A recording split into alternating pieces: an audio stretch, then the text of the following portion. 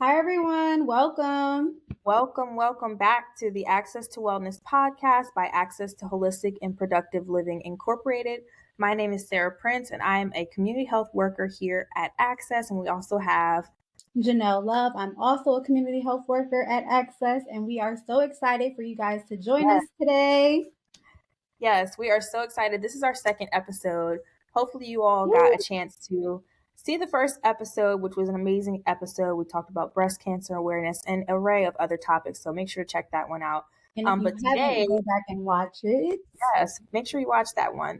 But today, November, if you all did not know, is a month of health awareness and positive change. So we wanted to discuss diabetes awareness today, mental health, and we also have some special guests to discuss men's health awareness. And we promise an engaging, informative, and fun episode. So I'm ready. Are you ready, Janelle? Yes, I'm ready. Let's go. Today we have Antonio from the National Alliance of Mental Illness of Prince George County. He is a board member. As I mentioned, we'll be discussing diabetes, and November is National Diabetes Month, which is a time where communities across the country seek to bring attention to diabetes. And as we know in Prince George's County, diabetes is very prevalent. So this year's focus is just taking on action to prevent these health problems. Those that don't know, diabetes is a disease that occurs when your blood glucose, which is also your blood sugar, is too high. Mm-hmm. Yes, and all month long, we are taking action to prevent diabetes and spread awareness on them, educating those on healthy lifestyles, nutrition, exercise, and all those things to help prevent diabetes. Yes, and if you didn't know, something I learned recently is more than 37 million people in the United States have diabetes, which is, Really? a really high number. And one in Wow. five of them don't even know that they have it. So That's another crazy. fact, yeah, I know. Another fact that I found out is 96 million US adults, so over a third of the population have pre-diabetes, and more than 8 in 10 of them don't know that they have it. So it's just important, for us to stay on top of our health, make It sure that is. you're getting your glucose checked whenever you have your physicals, and Mhm. just staying on top of it, because Absolutely. But diabetes also, a lot of people don't know prediabetes is reversible. So go get your checkups regularly. See your doctor, your physician every year for your checkup. Make sure you're staying on top of your health. And if you do have prediabetes, make sure you're taking the necessary precautions so you do not get diabetes in the near future. Yeah, I definitely make sure whenever I have my physical to get my labs and blood work done, which is what I did in August. So, yeah, Yes, that's great. I think that's very important, Sarah. Thank you for sharing that. of course. Okay. So now we're going to go into our mental health segment. Um, and mental health is something that is very prevalent, not just here in Prince George's County, but all across the world. Mental health has such a strong stigma, especially in our marginalized and oppressed communities. Mm. I don't know if you know, but of course, within the past, I would say 3 years or so, people's mental health has declined Mm. drastically because of COVID-19. People were having depression, anxiety, stress from being in quarantine. So mental health is important now more than ever. And it's very important for us to discuss the prevalence in our community and the Right. impacts mental health can have on your daily lives because it can affect you and those around you. It can affect your work and your physical health as well. It's important to understand the signs and symptoms of your mental health too. And that's why we have mental health first aid classes where we teach individuals in our community how to identify the signs, the symptoms, the importance of knowing when someone is in a domestic violence relationship and how substance abuse can affect your mental health as well. And it's also important to share your stories too. Um, we're all in this together, and mental health is not anything to be scared about. And I know oftentimes in like our Black and Brown communities, people are afraid to speak on their mental health because they think, Mhm. like they're weak or It's it's just definitely, not something it kind of some people grew up with the mentality of what happens in a household stays in a household. Have you heard of that before? You've heard of that, right? Uh, Yeah. So it's just like now what I love about Gen Z, they're more open to speaking about mental health and being advocates for mental health and really like putting it out there, whether it's on social media or just talking about it with their friends, going to therapy. So right. mental health is important now more than ever. Yeah, and I think it's impossible to have a conversation and a podcast episode about health and wellness without talking about mental health. In the US, Yes. nearly 1 in 5 adults have a mental illness or mental health condition. And that's Mm-hmm. nearly 52 million people, which is a lot of people. It may not seem like a lot, but a lot Right. of Yeah. people are suffering. And, often, like you said, because of misconceptions and stigma Mm-hmm.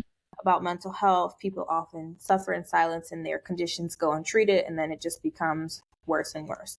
Yeah. And so I Because think, oftentimes people are suppressing their emotions. Like they're just like, oh, I shouldn't be feeling this way, or that's nothing. Like, no, it's okay to be in tune with your emotions and speak on it, whether you're talking to a friend, a counselor, yeah. or even if you're just writing your stuff down. Some tips that I've found to help promote mental health awareness is to speak up for yourself. You have to think Hmm. like, how often do you take a mental health day? How often do you talk to your friends Right. about mental health? Because a lot of times, many of us feel like our physical well-being, working out, eating, drinking water, whatever, is more important than mental well-being, but it really isn't. And I would say that they're equal, and it's just really important to learn more about mental health. Take the time to learn about it, see the signs and symptoms in yourself as well as your friends and family.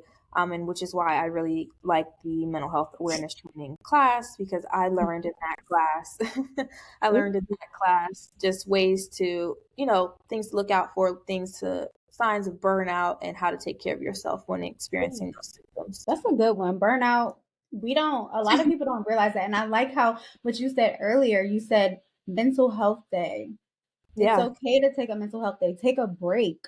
Do something you enjoy. My personal all-time favorite mental health activity, and I stress this to clients and other people in our community, self-care.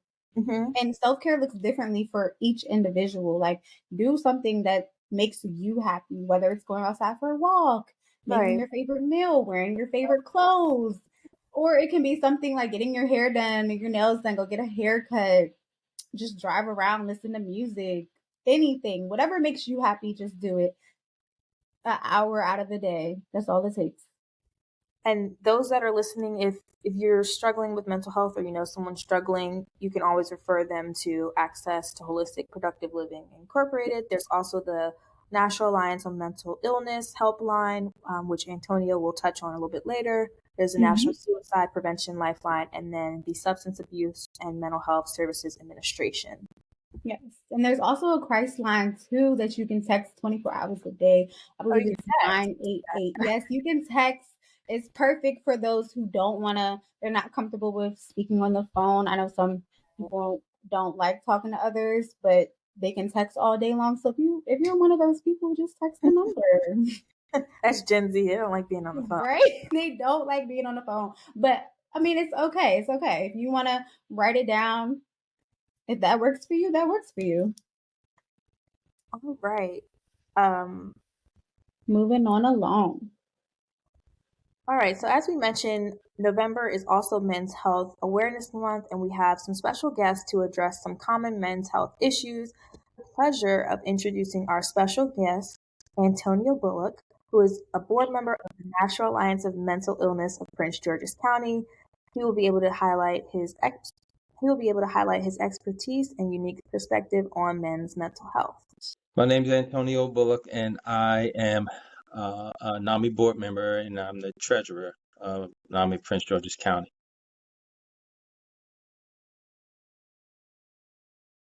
For those who may not be familiar, NAMI is the largest grassroots organization in the country that focuses on mental health, and was started well over 50 years ago, and we are the Prince George's County, Maryland affiliate. As the board member, I'm responsible for helping the board in all of its duties that manages the program itself. So we kind of oversee what the program our executive director does and the other team members of the program, and then we also are involved in kind of bringing NAMI to the community. But my role in particular as a treasurer is I review the financial reporting, work with the ED and our accountants to make sure we're in compliance along with the president, that we're adhering to all necessary procedures and guidelines as a nonprofit organization, and that our tax returns are filed in accordance with GAAP, generally accepted accounting principles, and the Internal Revenue Service. And I report out to those things on a monthly basis to our board and to our members.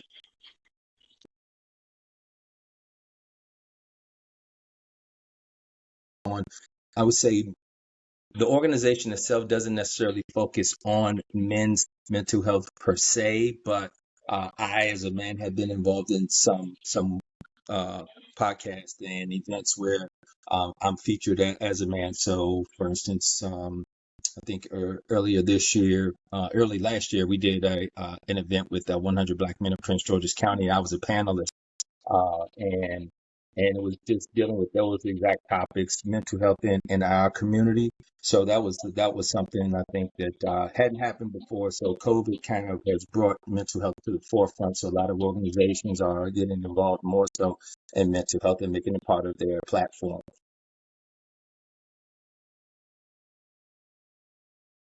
Personally, and everyone at NAMI, it's usually because either ourselves or a loved one have experienced a mental health issue. And for me, it was a loved one that experienced a mental health issue. And NAMI was where I found to kind of educate myself. To, when it happens, you don't quite understand what's going on. And then you do your research. Like me, we go to the Google, and NAMI appeared. And so at first I took a class. They have training courses. I took a training course, but then I began to volunteer. And after volunteering and outreach, I became a board member.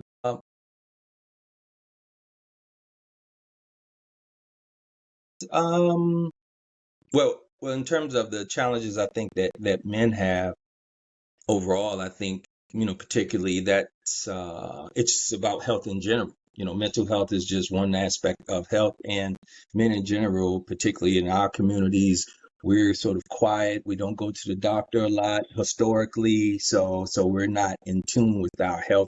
As men, we're raised with sort of a bravado, kind of suck it up, strong, silent type. So you may not, you have little aches and pains or things aren't right. You just kind of work your way through it for the most part. So for me, because of maybe my history, family history, I lost my older brother probably 20 years ago to some health concerns he had.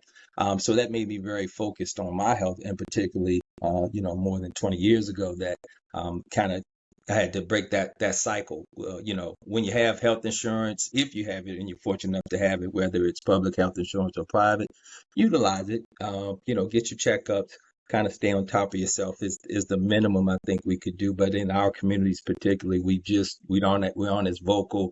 It's not as preached as much to go to the doctor and get things checked out. So I think that's part of the problem.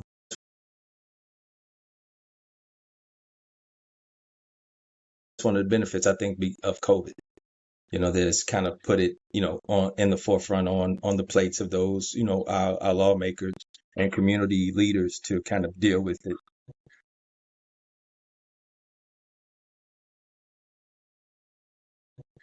That stigma that we kind of keep to ourselves, that you have to be strong, you kind of have to endure, no pain, kind of suck it up. But mental health it's so different than the actual physical ailment, because it's more about how you're feeling, you know, um, internally in your mind and in your heart. How do you feel? Are you having a good day? It can be as simple as, are you having a good day? Do you love yourself? How are you feeling today? Because mental health runs the gambit from anxiety and depression all the way to the far end of the extreme, schizophrenia. So it's various ailments along I would call the spectrum, if you will, of mental health. So it all starts with knowing yourself and how you feel about yourself and self-assessment.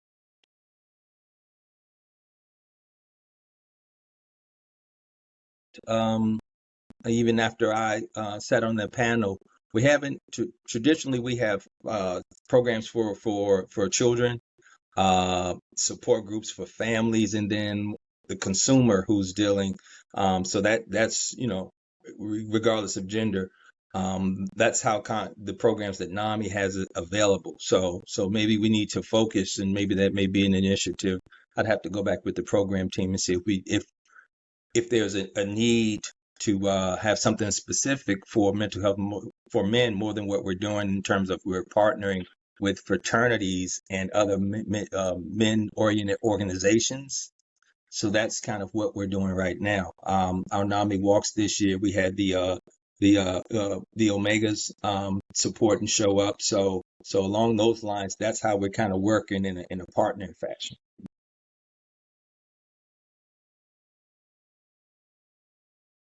You may have the predisposition through your DNA, your genes, but usually the onset for mental health is late teens, early 20s. And it's usually due to some type of trauma in most cases.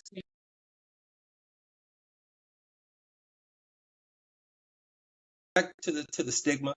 And we don't want to take the time out. We keep things to ourselves. We don't talk a lot as men. I think women are more vocal about their health in general. You all have, lady issues that you may talk to your sister, to your mom, to your aunt, girlfriends.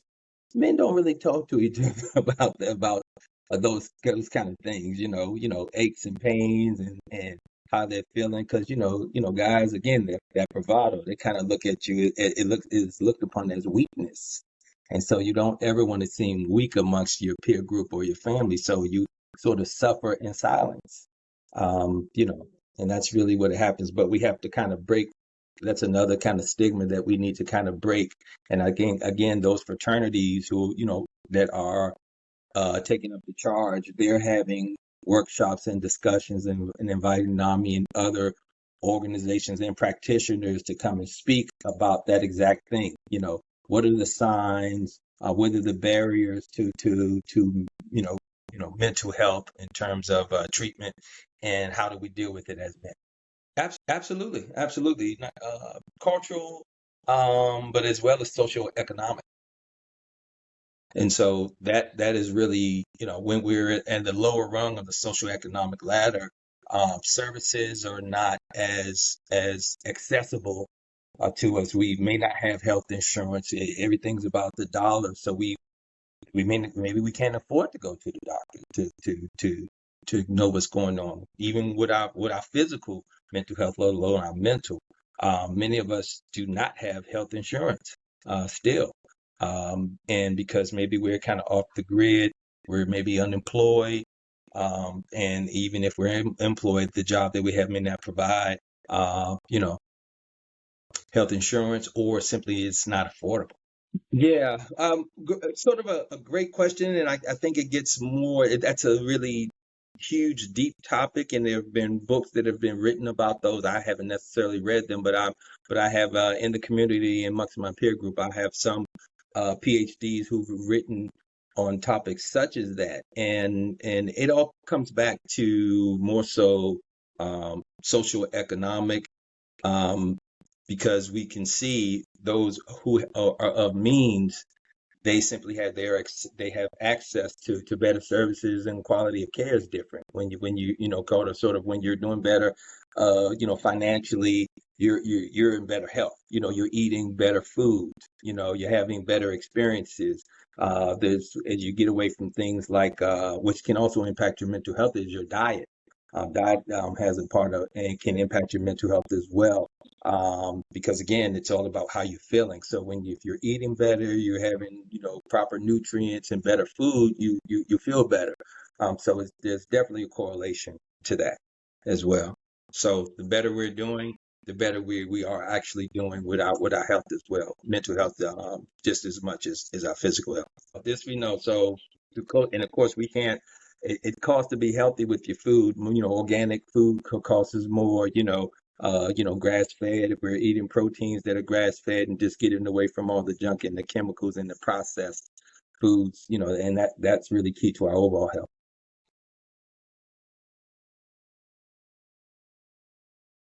Being aware, taking a look at families need to look at themselves, whether they, regardless of gender, and assess themselves first. Where are they? Where's their mental health? And have those discussions, particularly with with with the youth, because you have to be aware. Um, is there something deeper going on? My young child or teenage child or preteen is becoming withdrawn. They're not being able to concentrate. They're not doing so well in school. Those are the beginning stages and the signs that there may be some things going on that need to be looked at. And most of it's just having these discussions. Let's just talk about it. And that's really where it starts. The awareness comes with just having conversation.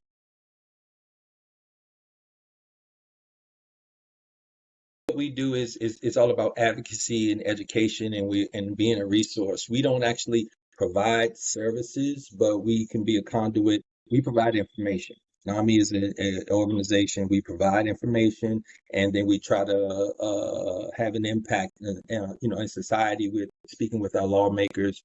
In Maryland, we have advocacy day around the country where we go to talk to our lawmakers at the state level. And NAMI's broken out into, local, sublocal, county, then there's state, and then there's NAMI national that deals with things at a national level. What we generally do is, part of our process and what we undertake is in alignment with those initiatives and priorities that NAMI national sets. But we have, latitude to work with in our environment at the county level. We tend to work with organizations. Churches are one of our biggest partners. We're always asked to come to health fairs, and anything related to health, particularly in the summertime. June, July, August are our biggest times to be out in the community at workshops. So health organizations, churches are having their own individual health events, and they are actually having specific things related to men as well. So we're always asked to kind of come in and either set up our table and pass out information, or sit on a panel, which we're always happy to do. And you can always find information at NAMIPGC.org. That's our individual Prince George's County website, but you can go to NAMI.com, NAMI.org, or NAMIMD.org at the state level if you're outside of Prince George's County, and that can show you where you can find your local affiliate.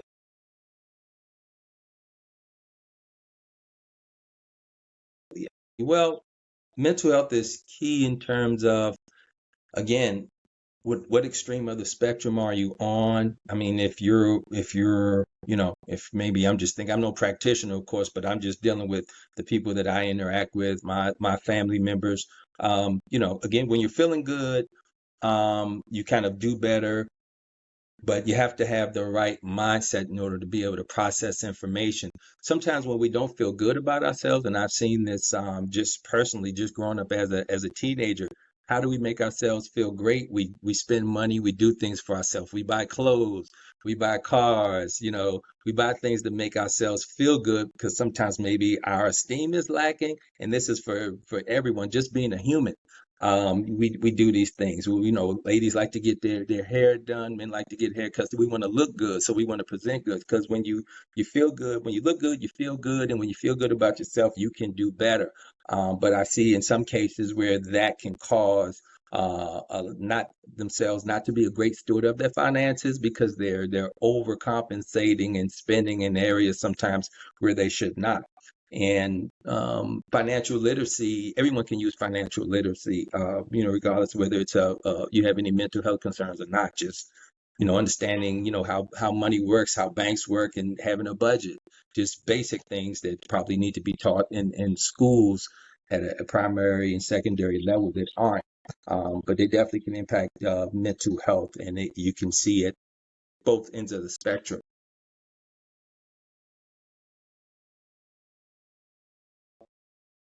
Not to suffer in darkness and alone. If you don't want to speak to one of your loved ones, there are crisis lines, there are hotlines that you can access and talk to someone on the phone. It can be totally anonymous, so no one has to know who you are. But that would be the first, maybe the second step. But the first step is probably to kind of be open and honest with yourself about what you're experiencing, and how you're feeling about yourself, day to day. For some, it's whether it's if there's anxiety, it could be depression, bipolar, every or even schizophrenia. Every day is different. Every day is different. So when you wake up, just being honest with yourself and assess yourself and see where you are. And if you feel like you're not quite sure, just it wouldn't hurt to just have a conversation with someone just to get do further research and try to understand what's going on with you.